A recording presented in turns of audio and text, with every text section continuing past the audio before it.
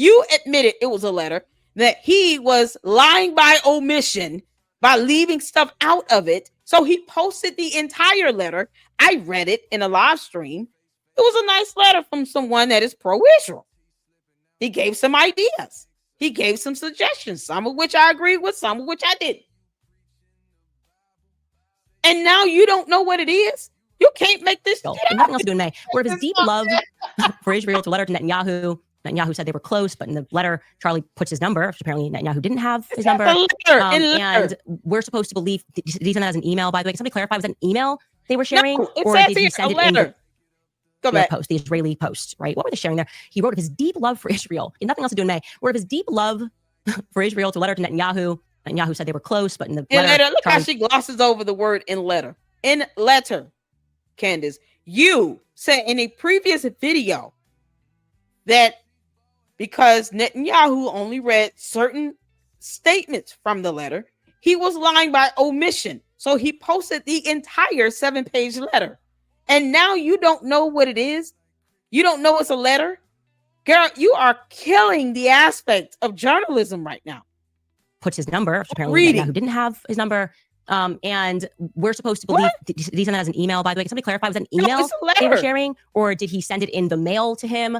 Could somebody just share that, please? I'm assuming it was an email. Can someone share the timestamp on that? Just kind of like authenticate that email, because I'm very aware of what's going on. Okay. And I don't. That would mean that you would have to have a copy of the email to authenticate it. Who in your team can get the email that Charlie Kirk allegedly sent over to the Israeli prime minister? What if he did mail it? What if it were mail? What if it was sent FedEx?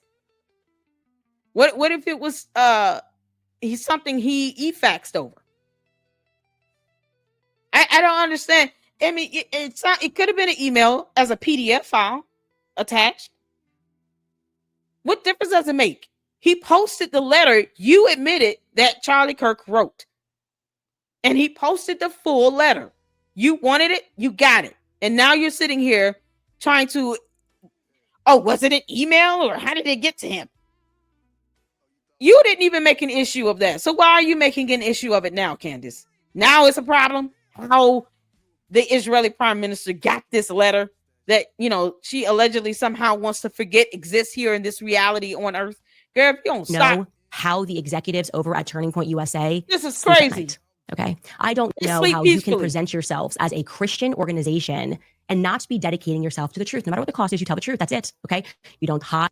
They are telling the truth. You're the only one that's saying that it's not the truth, and you're not debunking it with facts, with evidence, with documentation. Where is your documentation to show that he completely changed his stance on being pro-Israel?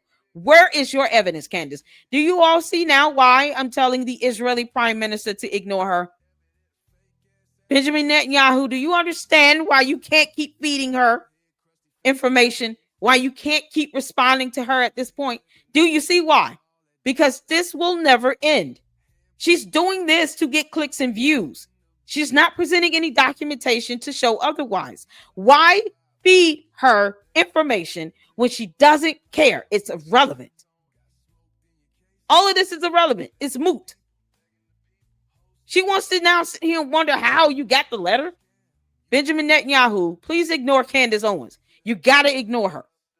It's not going to be hard. Obfuscate it. You don't try to say, well, wait until the memorial events before we start looking into who murdered him. You tell the truth and you tell it immediately. And I don't think they're